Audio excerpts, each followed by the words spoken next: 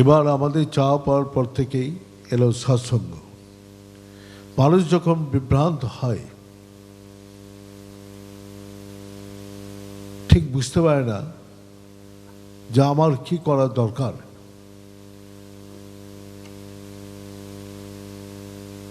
কোন দিকে যাব, দিশাহীন জীবন কাটাচ্ছে, কোনো কিছু ভাল লাগছে না, খাওয়া নেই, ঘুম নেই, সব সময় এটা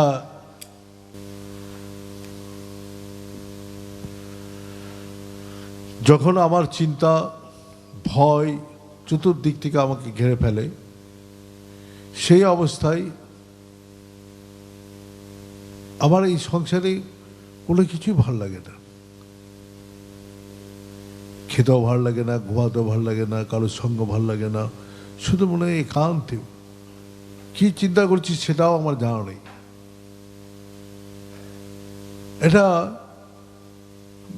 বিরাট সাগরের কিনারে আমি বসে আছি, আর আমার মাথায় সাগর পরিমাণ ভাবনা, চিন্তা, ভয়, অভাব আমাকে বারবার দগ্ধ করছে। এই সময় মনে হলো ভগবানের স্বীকৃতি যদি থাকে তাহলে সৎসঙ্গে যাও। সৎসঙ্গে বধু পানস্য, যে আসল আনন্দটা কোথা থেকে পাবে, তার সন্ধান কোথায়? तो हमको थोड़ा हिंदी में बोलेंगे क्योंकि माता जी पिताजी यहाँ बैठे हैं तो बांग्ला समझ में नहीं आते। हम बीच में थोड़ा थोड़ा बोलते रहेंगे। हमारा जब मन का अंदर इसी प्रकार विकार पैदा होता है तो हमको गुरुजन बोलते हैं जाओ मंदिर जाओ, कहीं सत्संग करो, कहीं महापुरुष के पास जाओ, जाके अपना मन का व्यथा उसको सामने बोलो। क्या मंदिर के सामने जाके भगवान का मूर्ति के सामने बैठ के अपना मन का व्यथा उसको अर्पण करो, अगर लेके बैठा रहोगे तो दुख तकलीफ कभी नहीं हटेगा।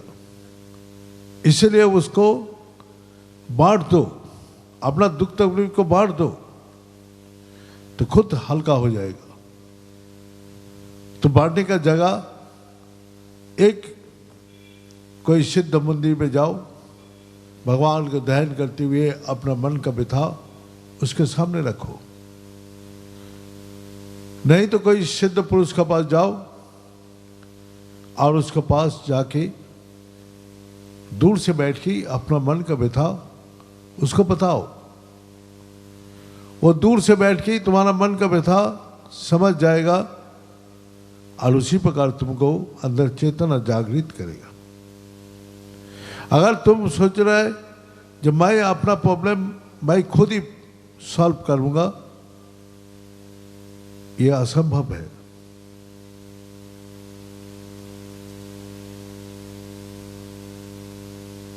फर्ज सोचता है मैं अपने को साफ रखूं, झाड़ू सोचता है मेरा को लेके कोई काम करे तभी ये फर्श साफ होगा। झाड़ू एक किनार में पड़ा है, फर्श भी पड़ा हुआ है, लेकिन बीच में जो आदमी आके झाड़ू मारते हैं, झाड़ू का भी काम साफ करना और फर्श का झाड़ू मारने से साफ होता है। इसी प्रकार हमारा जीवन का बुद्धि का ऊपर मन का ऊपर कोई झाड़ू फिरे तभी हमारा अंदर जितना प्रकार मैल है वो झाड़ू मारने से निकल जाएगा। तो इसीलिए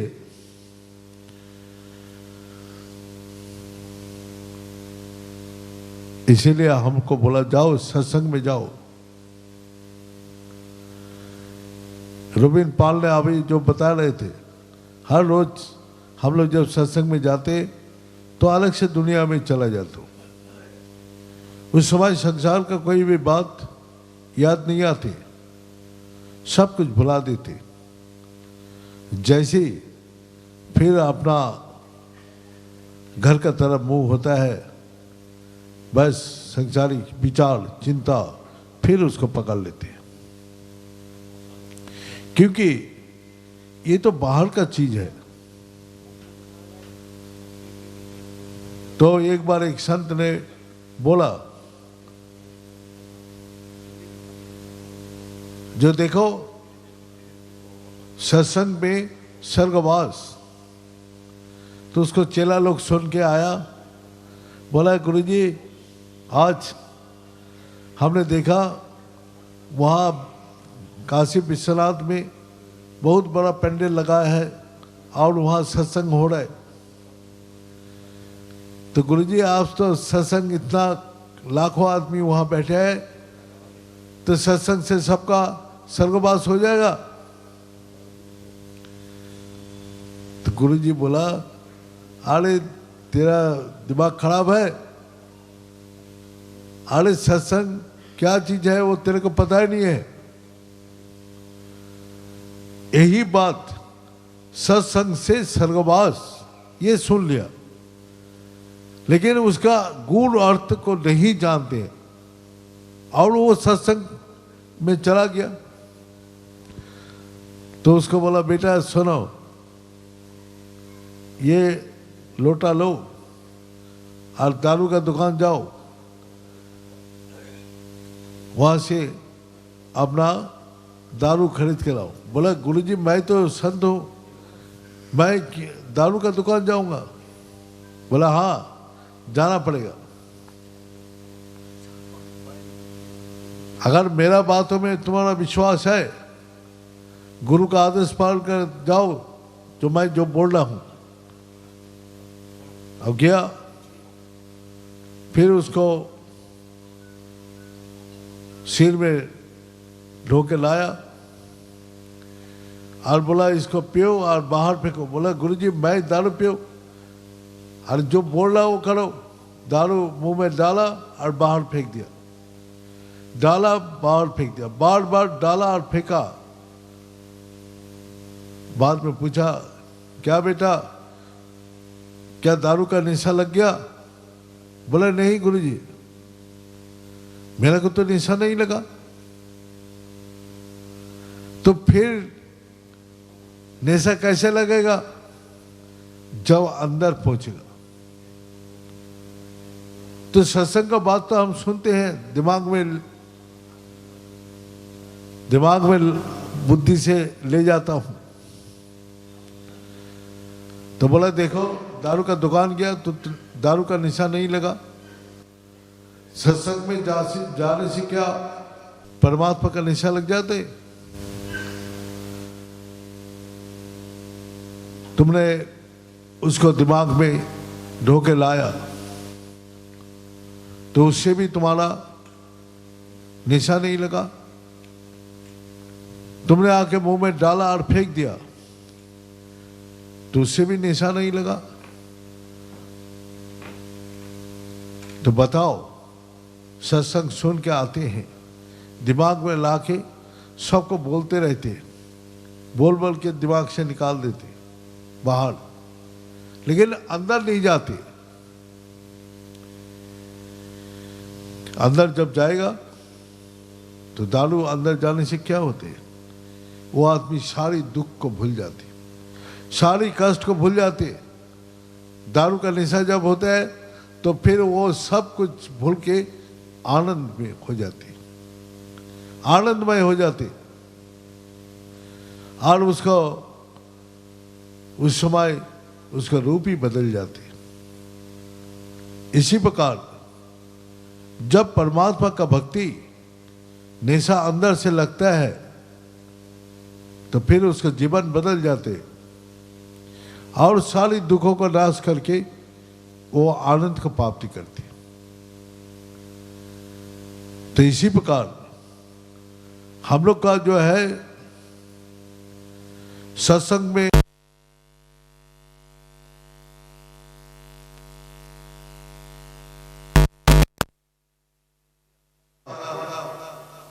पहले भी बोला, जो हम क्या चाहते हैं हम खुद को पता नहीं है, हम ढूंढते रहते हैं, लेकिन कौन सी चीज से हमारा दुख तकलीफ कष्ट अशांति दूर होगा, सारी चिंता और भय से हमको मुक्त करेगा, किसको पकड़ने से। अब फिर जैसे हमने सत्संग से निकाल के आया तो हमारा मन बुद्धि का अंदर थोड़ा देर के लिए असर रहा, फिर संसारिक बात जैसे होने लगा तो फिर मन बुद्धि से सारी भगवान का भक्ति हट गया। बस वही राग द्वेष हिंसा क्रोध लोभ, वही मन का अंदर अहंकार, वही निंदा स्तुति फिर शुरू हो गया।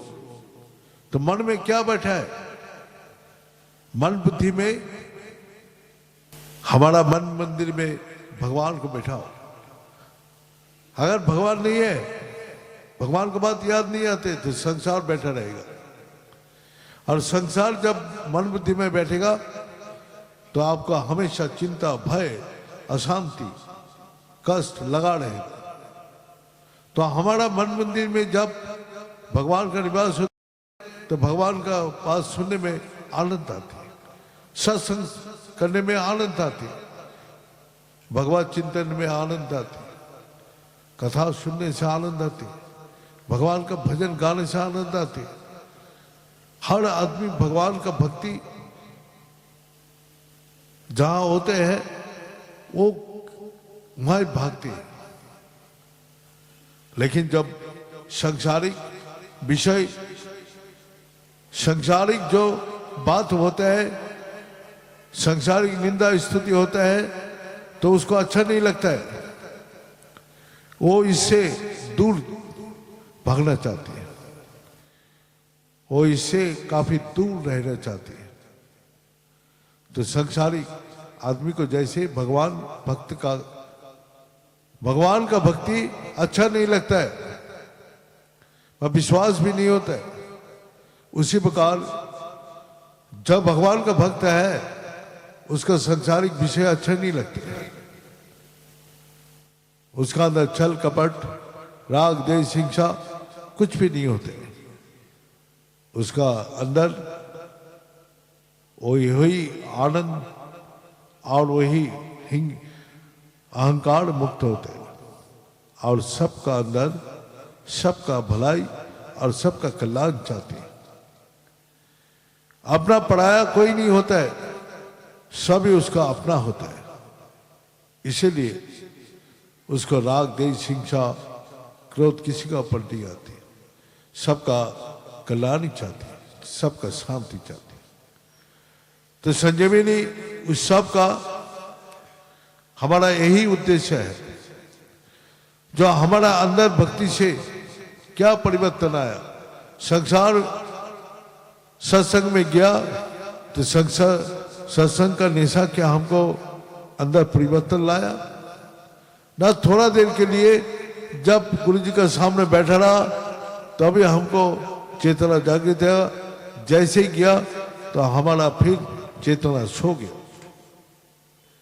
हमारा चेतना का बत्ती हमेशा प्रज्वलित रखना पड़ेगा, तभी जैसा हम लोग सुबह नहा धो के दफ्तर निकालता हूं और सारी काम करते हुए कितना प्रकार प्रॉब्लम आते, कितना प्रकार समस्या सामने खड़ा होता है, बाधा आती, निंदा करते स्तुति करते, कितना प्रकार हम लोग का जब शाम को वापस आते तो हमारा मन बुद्धि देहो एकदम बिल्कुल विध्वस्त होता है। तो हम आराम से आंख बंद करके एक चेयर में बैठ जाते, तब हमको देखने का इच्छा नहीं होता, सुनने का इच्छा नहीं होते, तो आराम चाहिए। जब आराम हो जाती है तो फिर दोबारा उसको ताकत मिल जाती है। जब तक आराम नहीं मिलता है तो उसका मन में चिड़चिड़ा होता है, जो कोई भी अच्छा नहीं लग रहा है। इसी प्रकार जब उसको ये चिड़चिड़ापन खत्म होता है तभी आराम करने का बात है। तो हमने जो भगवान का भक्ति है, भगवान बोला है जो तुम्हारा जब सत्संग करोगे तो तुम्हारा अंदर भी वही विश्राम कब ले पाओगे, जब तुम्हारा अंदर विश्वास आएगा। विश्वास से वैराग पैदा हो, विवेक पैदा होते हैं, और विवेक से फिर वैराग होता है, और वैराग से फिर मन का अंदर, बुद्धि का अंदर विश्राम होते हैं, शांत हो जाते हैं। तो जब हम लोग रात को सो जाते हैं तब मन, बुद्धि, इंद्रिया, ये देहोबोध कुछ भी नहीं रहता है, तो आराम से सोता हूं। जब आराम से विश्राम हो जाते तो सुबह उठ के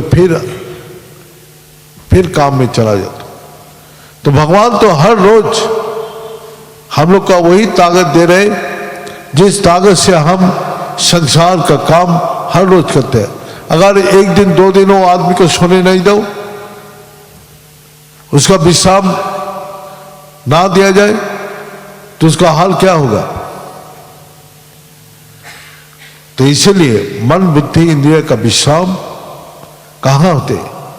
भगवान का चरण कमल में।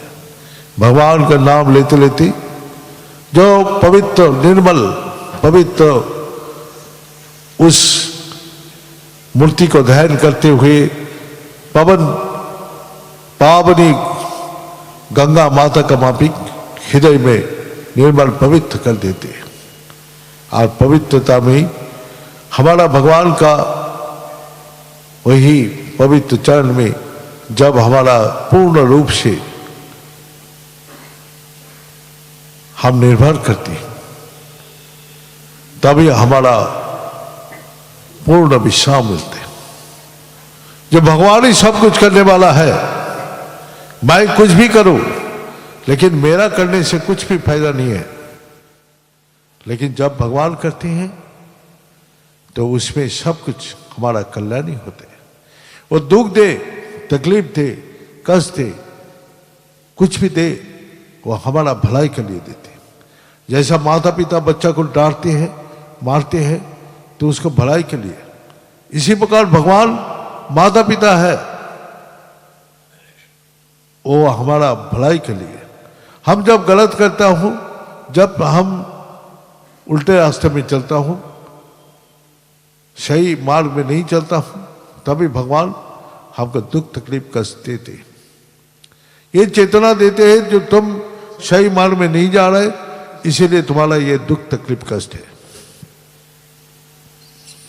इसीलिए अपना आप चेतना जागृत कर देते हैं, और चेतना जागृत होने के बाद फिर पूर्ण रूप से भगवान के ऊपर जब विश्वास आते हैं, तभी उसको विवेक जागृत होते हैं। और जब विवेक जागृत होते हैं तब उसको वैराग होते हैं। वैराग का अर्थ क्या है? जो हमारा अंदर जो खराब चीज है उसको फेंक देना और अच्छी चीज को ले जाना। जो अहंकार है, क्रोध है, लोभ है, हिंसा है, निंदा है, अपना प्रशंसा है, ये सब को लेना नहीं चाहिए। ये सब करने से हमेशा कष्ट, दुख, तकलीफ मिलेगा। इसीलिए हमारा अंदर जो वैराग करते, जो प्रिय चीज को छोड़ के जो अपना जिसमें भलाई है, कल्याण है, वही चीज को ग्रहण करना, और उसी का नाम क्या बोला जाते हैं? जो वैराग। वैराग जब होता है, जब अच्छा सब बुरा चीज निकाल जाती है, जब सही मार्ग में चलते हैं तो हमारा मन बुद्धि को विश्राम मिलता है। जब मन बुद्धि शांत स्थिर होता है तो अंदर आनंद, सुख और आनंद का प्राप्ति करती है। इसलिए जो सत्संग में जाओ और सत्संग अंदर ले जाओ। एक ने गुरुजी ने हम लोग को सुनाता था, एक सास ने हर रोज सत्संग जाता था, तो बहू को बोलता, जो बेटा अभी तेरा सत्संग में जाने का समय नहीं आया। बोले क्यों माता जी? बोले सत्संग का बात तेरे को समझ में नहीं आएगा, अभी तू संसार में है, संसार का।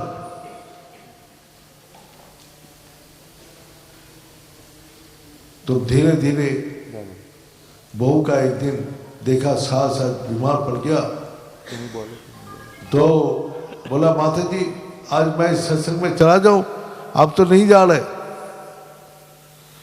तो बोला बेटा जो सुनोगे वहीं छोड़ के आना, वो घर में नहीं लाना। घर में लाओगे तो घर नाश हो जाएगा, तुम्हारा घर खराब हो जाएगा। अब वो दिन गया तो प्रवचन में सुनाया, गाय माता हमारा 33 कोटि देव देवी का रूप है। गाय माता देवी भागवती है। गाय माता में गंगा का माफिक पवित्र है। गाय माता का सेवन किया जाए, सेवा किया जाए तो 33 कोटि देव देवी का पूजा हो जाती है। इस प्रकार गाय माता का महिमा और उसको भगवान का स्वरूप मान के तो अभी बहू गौ सुखाना दिया। एक गाय आके गौ खा रहे तो वो हाथ जोड़ के बैठे, जो गाय माता सेवा हो रहे। सास आया, अरे बहू गाय गौ खा रहे। बोले माता जी ये तो गौ माता है जो सारी देव देवी का सेवा हो रहे, सारी भगवती है। गंगा पवित्र पवनी गंगा इसमें बह रहे। ये कहाँ सुना? बोले सत्संग में। तो बोले सत्संग में तेरे को बात बोला ना, घर में नहीं लाना, और सारी गौ खा जाएगा तेरा, तो ये बात उठाए छोड़ के आना। तो हम लोग जो सत्संग सुनने जाते हैं, जो उपदेश हम लोग को दिया जाते हैं, तो हम लोग तुरंत वहाँ छोड़ के जाते हैं। तो इसी प्रकार सत्संग किसका ऊपर असर होता है? सबका ऊपर असर नहीं होता है, ये भी है। जैसा हम लोग चावल सीझने देते हैं, उसका अंदर 2-4 कंकड़ आ गया, चावल तो सीझ जाएगा लेकिन कंकड़ तो नहीं सूखे। तो जो अविश्वास ये है, जिसका अंदर श्रद्धा नहीं है, तो अविश्वास का मन पत्थर का माफिक होते हैं। क्योंकि पत्थर में कोई आकार नहीं होते, इसलिए पत्थर को सब ठोकर मार के चला जाते हैं, पत्थर का पैर से कुचल के चला जाते हैं। इसलिए पत्थर वो सबसे नाराज होते हैं। और पत्थर में अगर भगवान का कोई मूर्ति बना दिया जाए, वही उठा के पत्थर को उठा के शिवलिंग का दे के उस पत्थर का पूजा करा दिया जाए, तो वही पत्थर को सब प्रणाम करने लग जाएगा, और वही पत्थर को कोई ठोकर भी नहीं मारेगा। तो हम लोग का जो विवेक जिसका हीन होता है, जो अज्ञानी होता है, जो अविश्वास उसका हृदय में होता है, इस कारण से वो पत्थर बना रहती। जो दिन किसी ने वो पत्थर को उठा के किसी मंदिर में बैठा दिया, तो वहाँ ही सब जाल डालने लग जाए। हमने वहाँ तुलसी का पेड़ लगाया मंदिर का बाहर, तो वहाँ एक पत्थर गंगा जी में सुंदर एक पत्थर रख दिया। तो 2 दिन बाद देख रहे हैं वहाँ ही सब फूल चढ़ा रहे हैं, वहाँ ही सब, और वही पत्थर पहले इधर उधर लुढ़क रहे थे, और पत्थर को उठा के जैसे रख दिया वही पत्थर का पूजा होने लग गया। तो किसी का कारण वो जो परिवर्तन लाते हैं उसका जीवन में, उठा के जो वो जहाँ बैठाते हैं तो उसका जीवन परिवर्तन हो जाती है, और उसको भक्त का रूप से सभी उसको मानने लग जाते हैं।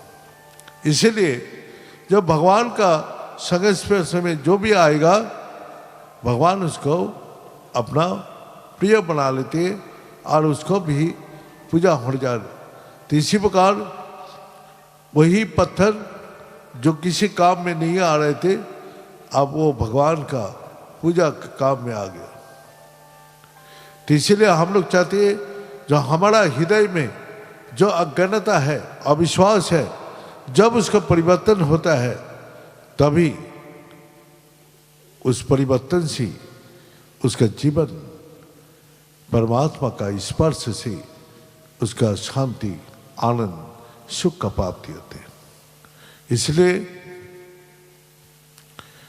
आप सब विचारों को त्याग करके परमात्मा के शरण में जाइए। भगवान भी बोलते हैं मेरा शरण में जो आते हैं मैं उसका सारी तकलीफ को दूर करके मैं उसका परम शांति प्रदान करता हूँ। तो इसलिए सब चिंता को दूर करके मैं उसको सब चिंता से मुक्त कर देता हूँ।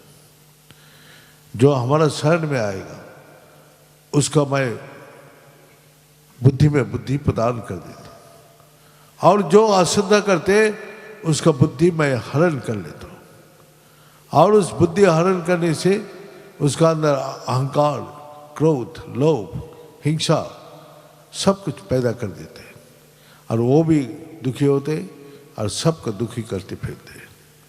तो इसीलिए भगवान के शरण में चला जाए। जब हमारा मन हमेशा भगवान का शरण मरण में रहेगा तभी हमारा अंदर असली सत्संग का आनंद हम ले सकते हैं। असली आनंद का तभी आएगा जब हम परमात्मा को अपना हृदय में हमेशा अनुभव करूँगा। वही जो हमसे 1 सेकंड 1 मिनट के बाद थोड़ा से भी दूर नहीं होना चाहिए। 24 घंटा मैं अपना हृदय में जब उसका अनुभव करता हूँ तभी हमारा भक्ति और सत्संग सफल होता है। यही इसी प्रकार मैं बीच बीच में आप लोग का जो आज संजीवनी उत्सव का जो असली अर्थ है, जो हमारा संजीवनी जैसा मुनि का माफिक परस मणि जैसा लोहा का सोना में परिवर्तन कर देते, इसी प्रकार भगवान का स्पर्श मात्र ही हमारा जो अविश्वास हृदय निर्मल पवित्र बना देते हैं और हमको शांति देती है।